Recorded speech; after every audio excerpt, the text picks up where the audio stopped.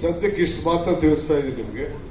ಅದೆಲ್ಲ ನಾವು ವ್ಯಾಪಕವಾಗಿ ಬೇರೆ ಪಕ್ಷದಲ್ಲಿ ಚರ್ಚೆ ಮಾಡಬೇಕು, ಹೈಕಮಾಂಡ್ ಚರ್ಚೆ ಮಾಡಬೇಕು. ಈಗ ಸದ್ಯಕ್ಕೆ ನಾನು ಅದನ್ನು ಪ್ರಸ್ತಾವನೆ ಮಾಡೋದಾದ್ರೆ ಇದು ಸ್ಟೇಟ್ ಲೆವೆಲ್ ನಾವು ಕರಿತೀವಿ. ರಾಜ್ಯ ಮಟ್ಟಕ್ಕೆ ಸಂಬಂಧಪಟ್ಟಂತಾರೆ ಅನೇಕರು ಇಲ್ಲಿ ಇದ್ದಾರೆ, ಸಂಘಟನೆಗಾರರಿದ್ದಾರೆ, ಸೋಷಿಯಲ್ ಗ್ರೂಪ್ನವರಿದ್ದಾರೆ, ಮಹಿಳಾ ಸಂಘದವರಿದ್ದಾರೆ, ಎಲ್ಲರೂ ಇದ್ದಾರೆ. ಅವ್ರನ್ನೆಲ್ಲ ಕೂಡ ಇಲ್ಲಿ ರಾಜ್ಯ ಮಟ್ಟದಲ್ಲಿ ಕರೆದು ಫಸ್ಟ್ ಚರ್ಚೆ ಮಾಡ್ತೀವಿ.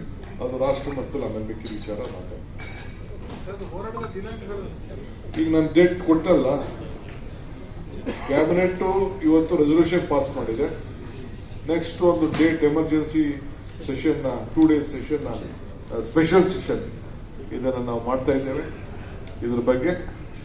ಸೊ ನಮ್ಮ ಈ ಪಾದಯಾತ್ರೆ ಹೆಸರು ಮನ್ರೇಗಾ ಉಳಿಲಿಕ್ಕೆ, ಬಚಾವ್ ಮಾಡಲಿಕ್ಕೆ ಪ್ರತಿಭಟನಾ ಪಾದಯಾತ್ರೆ. ಪ್ರತಿ ತಾಲೂಕ್ ಹೆಡ್ ಕ್ವಾರ್ಟರ್ಸ್ ಅಲ್ಲೂ ಮಿನಿಮಮ್ 5 ಕಿಲೋಮೀಟರ್ ಊರ ಅಗಲ ಎಷ್ಟು ಉದ್ದ ಇರ್ತದ ಅಷ್ಟು ಆ ಉದ್ದ ಮಟ್ಟಕ್ಕೆ ಊರು ಪ್ರಾರಂಭ ಆಗಿದ್ದರಿಂದ ಕೊನೆವರೆಗೂ ಮಾಡಿ ಕೊನೆಗೆ ತಾಲೂಕು ಆಫೀಸ್ ಹೋಗಿ ಅವರು ಅರ್ಜಿಯನ್ನ ಕೊಡುವಂತ ಕೆಲಸವನ್ನ ಅವರು ಮಾಡ್ತಾರೆ.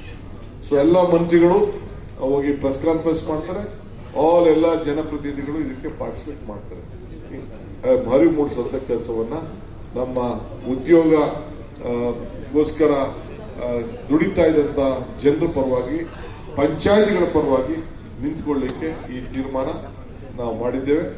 ಎಲ್ಲ ಪಂಚಾಯತಿಯ ಸದಸ್ಯರ ಹಕ್ಕನ್ನ ಇವತ್ತು ಕೇಂದ್ರ ಸರ್ಕಾರ ಕಿತ್ಕೊಂಡಿದೆ. ಅದನ್ನ ಮರುಸ್ಥಾಪನೆ ಮಾಡಬೇಕು, ಅವ್ರಿಗೆ ಶಕ್ತಿ ತುಂಬಬೇಕು ಅಂತ ಈ ತೀರ್ಮಾನವನ್ನು ತೆಗೆದುಕೊಂಡಿದೆ.